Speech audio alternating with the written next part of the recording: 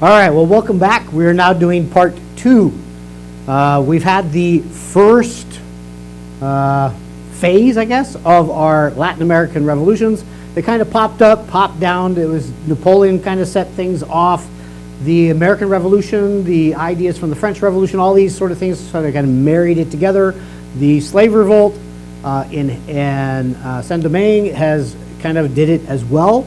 And now we are ready to move into the second wave of revolts beginning in about 1820. So let's start that one. So in 1820, Europe changes again. So Napoleon's out. He's out of the picture. But there rises up a sort of liberal movement in Spain, and it takes over many parts of Spain, takes over parts of the government, and its policies and practices are really much against a monarchy, against a king. It's more about the liberal ideas that we spoke about from France, and some of the Enlightenment thinkers. They've taken over, and this new liberal constitution that Spain has adapted sets the world on fire. France, who is now part of the Holy Alliance, which remember is the sort of bigwig kingdoms of Europe at this time, those that really like the monarchy, want things to stay the same, that conservative sort of mindset. Not conservative in like the religious sort of way, but conservative in the sense that keep the things the way they have been, the traditionalists. We like our monarch and we want to keep it that way. Or at least those who are in power like the monarchs. Maybe the poor people don't, but at least the monarch and the higher level people, the nobility do.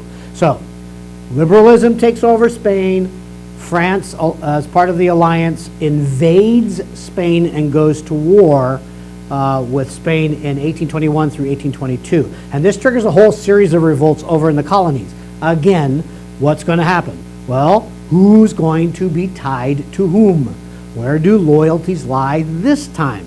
You still have the Creoles, you still have the everyone else, but now the throne, the crown, the government, whatever you want to call it, is sort of split.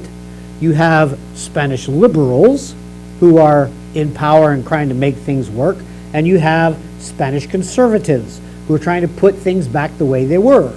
And where do the Creoles, the landowners, the plantation, the elite want to stand now? What about the everyone else's? Where do they stand now?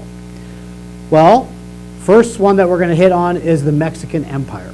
This is between 1821 and 1823. These people are loyal to the old ways, the traditional ways, the conservative ways. They like the old Spanish king and the way it was set up. The Creole elite rise up against the liberals to protect Spain, to protect those old ways in Spain's colony. They still consider it Spain's colony. And one of the guys that was from Spain, actually was there helping with the earlier revolts, was Augustin de Iturbide, excuse me. He was a Spanish general who set up himself during this time as the Emperor of Mexico, the new empire. He believed that it was best to protect conservatism by taking over the colony so that liberals wouldn't take it over in the name of the crown, so to speak, even though he was still going to be the head, basically the new emperor of this colony. But he would have ties and loyalty back to the motherland. And so he comes along. Now, the Holy Alliance between 1821, 1823, they think about, they actually restore conservatism. They put down this liberal revolt, so to speak. Mexican Creoles, who were for conservatism, they're all super happy. Everything's wonderful. Both win the day, so to speak. Both sides of the Atlantic. However, it's not going to last very long. But for now, hold it in your mind. There is a new Mexican empire, and they're conservative in nature. They are tied back to the motherland. South American liberators. This is a different story. Here, that makeup is a little bit different. These folks are more about the everyone else's, more about the natural rights of everybody, to an extent. They are siding with the liberals back in Spain. So as Spain turns conservative again, with France and the Holy Alliance sort of resetting Spain, the liberals in South America get really upset and say, hey. They get fed up with these failed monarchs, Napoleon's brother, Ferdinand, who was weak, now this new guy. I mean, it's been crazy. They are fed up. They are ready for their own rule. So they want to do their own thing. They feel underrepresented. I'm going to have to think about that one for a minute. They just feel like they're not being represented well back in the homeland, and they feel oppressed. They're feel chained and limited and restricted, and there's too much upon them from gaining their own happiness and benefit in life, much like the 13 colonies felt. So what happens here now is the Creoles, rather than sort of leaning towards the crown for their protection and might and help and armies, etc., they look to the everyone else's, at least part of them, because the military powers, the generals, the sergeants, the people that know how to fight, the soldiers who are on the ground, those folks are at least part of the everyone else's. So the Creoles start buttering up to some of these military folks and win them over and secure their side by rising up for the liberty of everyone. And they then fight against the crown. Well, of course, the crown's going to respond. They're going to come back and get all of the other everyone else's who are not so loyal to the Creoles, not so loyal to the liberators, not loyal to the liberal ideas that are coming out of Spain, but have more of that conservative tone. They're going to come in and they're going to gain their soldiers. They're going to have a fight, and they're going to have a fight all over the place. And one such gentleman who is going to rise up and fight Spain is this particular gentleman by the name of Simón Bolívar. He's from 1817 to 1825. He's in the northern part of South America. He's going to fight with the everyone else's, that percentage of military that are going to align with him. He was from a Creole background. He was a professional soldier, and he is going to fight. The other gentleman is José de San Martín, and he is from the south. He is also well trained. He is an official military man from Spain, but he's down near Brazil, down towards what is current day Uruguay or Argentina.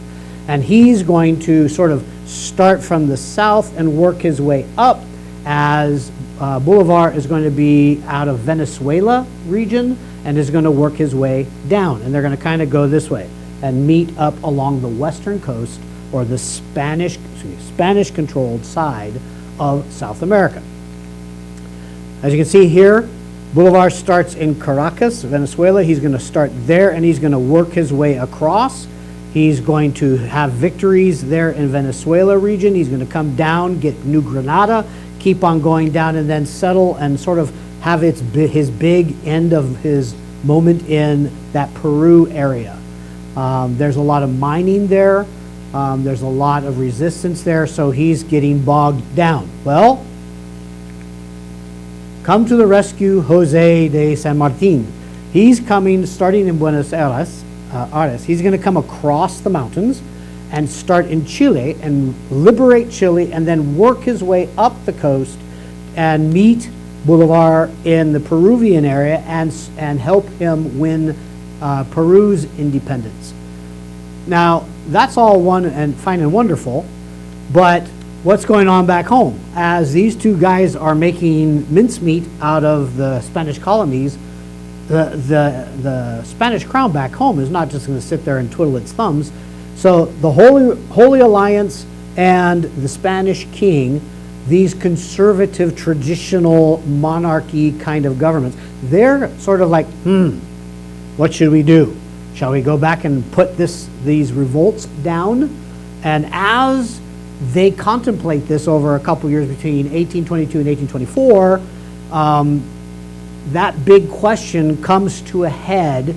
And in 1823, James Monroe, the U.S. president at this time, comes out with the Monroe Doctrine. Now, Monroe Doctrine, not incredibly effective historically, but definitely something that England could get around and wrap its arms around and embrace and ally with.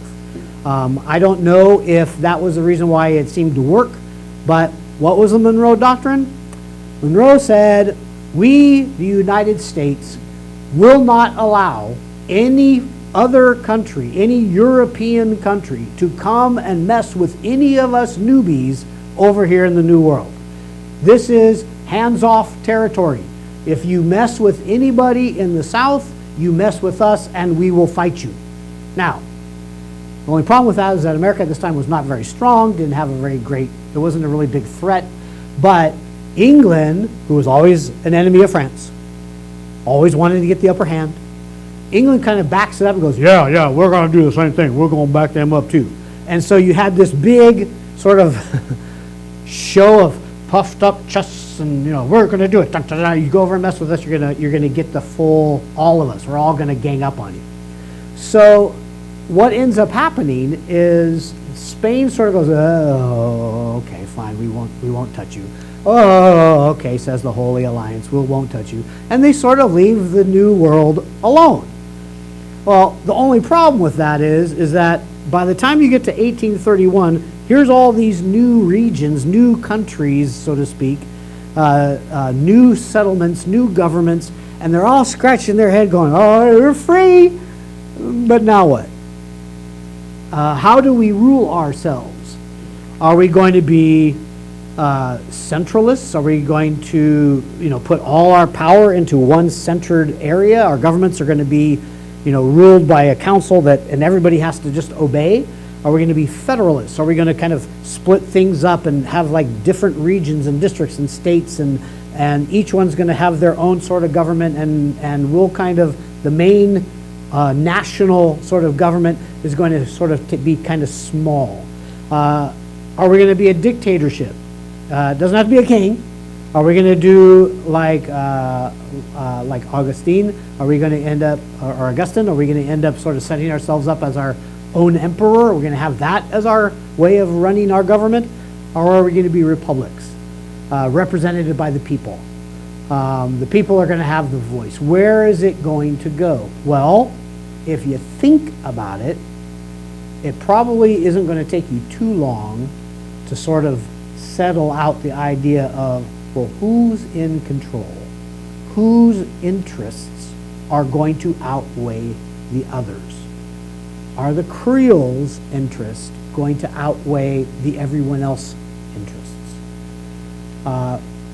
Or is there now a new dynamic?